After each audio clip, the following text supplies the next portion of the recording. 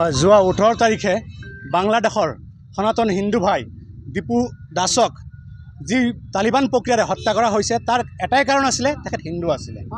বাংলাদেশত সদায় আপোনাৰ ধৰ্মৰ নামত মঠ মন্দিৰ হওক বা হেজাৰ হেজাৰ হিন্দুসকলক যি নিৰ্মমভাৱে হত্যা কৰা হৈছে তাৰে প্ৰতিবাদত আমি বিশ্ব হিন্দু পৰিষদ বজৰং দল সোণপুৰ জিলা সমিতিৰ উদ্যোগত লগতে আমাৰ বিভিন্ন জাতীয় সংগঠন আছে তেখেতসকলৰ সহযোগত আজি আমি এই প্ৰতিবাদী কাৰ্যসূচী হাতত লৈছোঁ।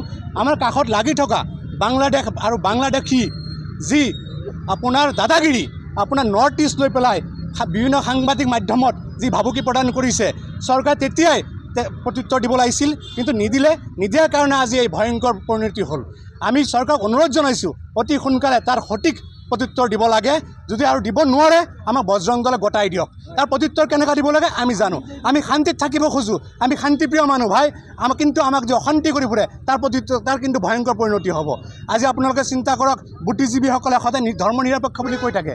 আজি তেখেতসকলে ক'ত গ'ল? কিয় আজি কোনো ধৰণৰ মাত নিদিয়ে? আমি তেখেতসকলক এটা কথাই জনাব খুজিছোঁ যে এইবিলাক বাদ দিয়ক, কাৰণ আমাৰ পৰিয়াল আমাৰ সমাজ সুৰক্ষিত নহয়, আপোনালোকো পৰিয়ালৰ আগন্তুক দিনত সুৰক্ষিত নহ'ব। তাৰ কাৰণে এটা কথাই মই ক'ম যে হিন্দুস্তান থাকিলে হিন্দু থাকিব, হিন্দু থাকিলে আমি জাতি থাকিব, জাতি থাকিলে আমি জীয়াই থাকিম। আপোনালোকে চিন্তা কৰক, আপোনালোকে এবাৰ চিন্তা কৰক, যিখন ৰাষ্ট্ৰ, যিখন জিলা, যিখন আপোনাৰ ৰাজ্য তেখেতসকলৰ অধীনলৈ গুচি গ'ল সেয়া কেতিয়াও হিন্দুসকলৰ হৈ থকা নাই। সেইকাৰণে আমি সকলোকে অনুৰোধ জনাইছোঁ যে আপোনালোকে জাতিবাদ বাদ দি পেলাই একত্ৰিত হওক, অন্ততঃ আমাৰ সমাজখন আৰু আমাৰ পৰিয়ালখন সুৰক্ষাৰ বাবে আপোনালোকে আগবাঢ়ি আহক। আজি যদি আমি আগবাঢ়ি নাহোঁ তেতিয়াহ'লে বাংলাদেশৰ দৰে আমাৰ অসমতো আমাৰ অসমীয়াসকলৰ ওপৰত তেনেকুৱা অত্যাচাৰ আৰম্ভ কৰিব। জয় শ্ৰীৰাম।